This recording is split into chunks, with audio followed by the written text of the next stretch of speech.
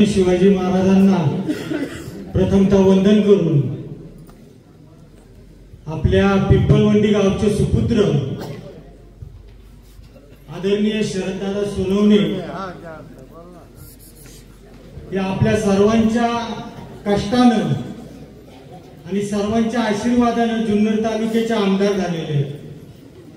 खरं तर एखाद्या तालुक्याचा आमदार होणं ही फार साधी गोष्ट नाहीये। वेगवेगळ्या महाराष्ट्रातल्या तालुक्यांमध्ये आपण पाहिलं तर डोंगरा एवढी संपत्ती असणारे लोक धडाधड कोसळलेले आहेत। आपल्या शेजारच्या तालुक्यामध्ये संगमनेरमध्ये आपल्याला त्याचा अनुभव आलेला आहे। इकडे दिलीप वळसे पाटील अगदी 1000 मतांवर आलेले आहेत आणि सर्वसामान्यांच्या आशीर्वादाने त्यांच्या डोळ्यातले आसू पुसत पुसत जुन्नर तालुक्यामध्ये शरददादा प्रचंड मताने विजयी झालेले आहेत।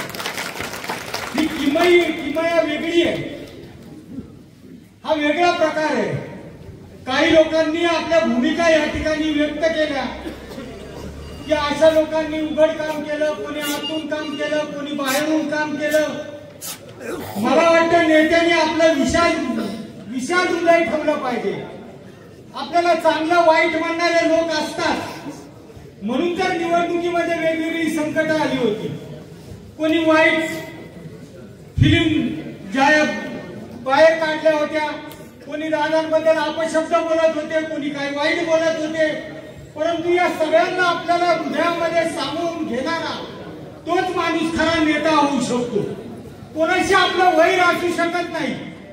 आपण हा महाराष्ट्र फुले शाहू आंबेडकरांच्या विचारांचा महाराष्ट्र आहे, छत्रपती शिवाजी महाराजांच्या विचारांचा हा महाराष्ट्र आहे। म्हणून सर्व कार्यकर्त्यांना मी एक विनंती करेन, आपल्या गावातले नेते तर कोणी बाहेर जाऊन थोडाफार प्रचार केला असेल, परंतु गावामध्ये काही जोरात कोणी प्रचार केलेला नाहीये। श्याम माळी जे बोलले ते सत्य आहे। आपण सगळे एक आहोत। इथून मागे आम्ही शरदरावांच्यासाठी रक्ताचं पाणी केलेलं आहे, शिवाजी नाना काकडेंच्यासाठी रक्ताचं पाणी केलेलं आहे आणि शरददादा देखील याच गावचे सुपुत्र आहे। अनेक कार्यकर्त्यांनी रक्ताचं पाणी केलेलं आहे।